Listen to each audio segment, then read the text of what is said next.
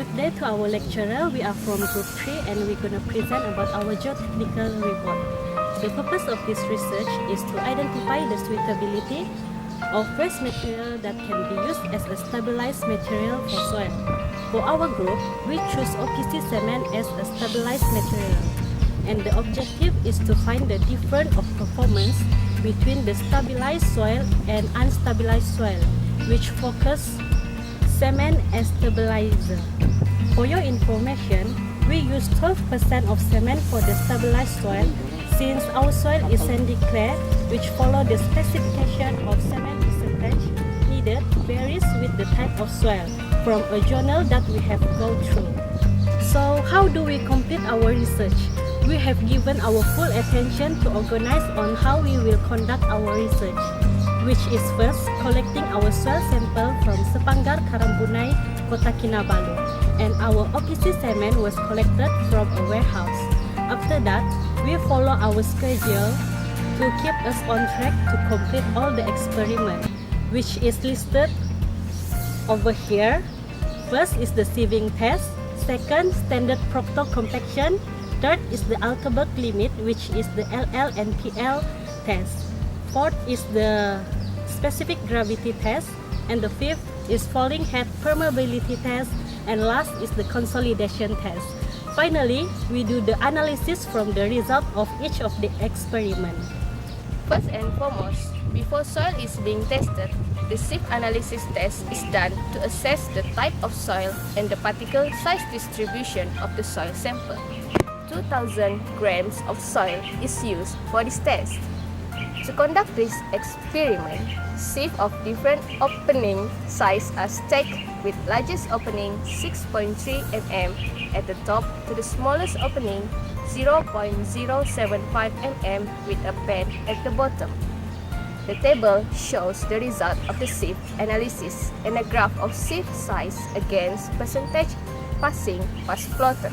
The soil particles with percentage passing 10%, 30%, and 60% was determined in order to calculate the coefficient of uniformity CU and curvature CV. Based on the graph, CU 40 and the CV is equal to 0.087. The graph also shows that the soil is well graded by observing the curve of the graph. Next, by considering the data obtained from the graph, the soil was then classified under USCS soil classification method. It shows that the soil is classified as sandy clay. Thus, it can be concluded that engineering properties of granular soils are affected by their grain sizes and shapes, as well as by their grain size distribution and their compactness. Proceeding to the next test, specific gravity. Specific gravity is the ratio of the mass of unit volume of soil at a stated temperature to the mass of the same volume gas-free distilled water at a stated temperature. This test is performed to determine specific gravity of soil by using a pycnometer.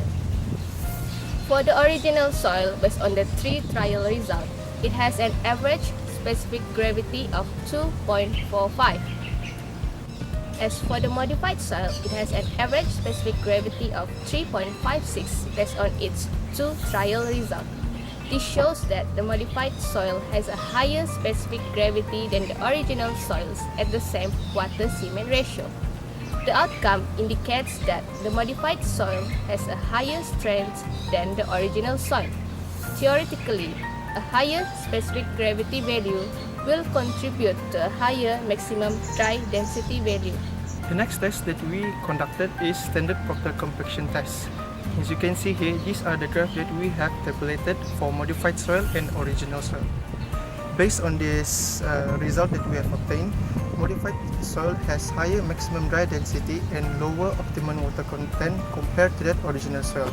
We can conclude that less water is needed for compaction when cement is added. Next test that we conducted is consolidation test. These are the results that we have calculated and obtained from consolidation test. And as you can see, the value of coefficient for the original soil is higher than that modified soil. which means that the modified soil has lower rate of settlement compared to that original soil. During this experiment is conducted, some errors are bound to happen, which later lead to inconsistency of data. The process might have done in a rough manner, which causes the disruption of pressure gauge of the consolidation apparatus. And besides that, the apparatus might have accidentally disturbed, which prompt the measurement to disfigure a little bit. The next test that we conducted for our soil investigation is direct shear box test. The direct shear box test is conducted to determine cohesion, angle of internal friction, and shear strength parameter of soil. The procedure for this test is quite simple, where we place the soil into the direct shear box and we turn on the machine and we take the reading of the tree gauge. So as we can see on the figure here, the result shows the maximum shear stress of different type of weight. And based on the shear versus normal stress graph, we can determine that the cohesion of the original soil is 2.0 kN meter cube and the angle of friction is 20 degree. And as for the modified soil, we get a result of 12 kN per meter cube for the cohesion and an angle of friction of 22 degree. So, based on the shape of the graph, the soil is known as a very dense soil. This means that the shear increases with displacement until the ultimate failure, which is the critical shear strength, is reached. After that, it will remain constant. However, there are a few disadvantages of shear box test, which are the drainage conditions are not easily controlled and pore water pressure cannot be measured. The next test that we conducted for our soil investigation is falling head permeability test. The falling head permeability test is conducted to determine the permeability of fine-grained soil with intermediate and low permeability such as silt and clay. It is also used to determine the coefficient of permeability of fine-grained soil. The procedure of this experiment is by opening the valve into 3 different sizes of diameter tube.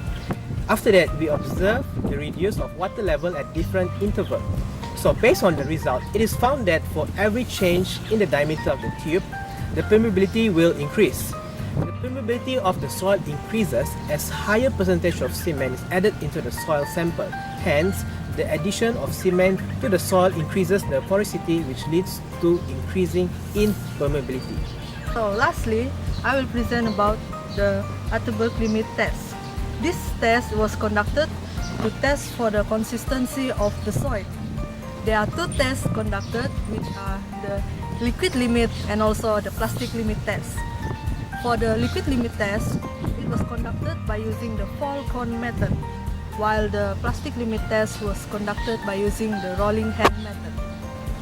Based on this table, we can see that the result for the liquid limit, it is shown that the modified soil has a lower liquid limit.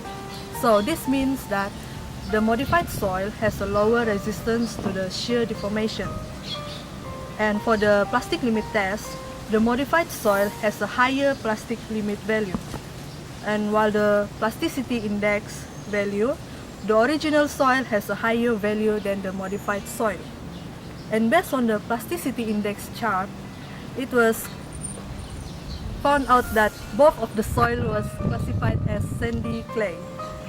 And based on the plasticity index value, we can conclude that the original soil has more clayey soil, while the modified soil, it shows silt clay properties as the value is closer to 0.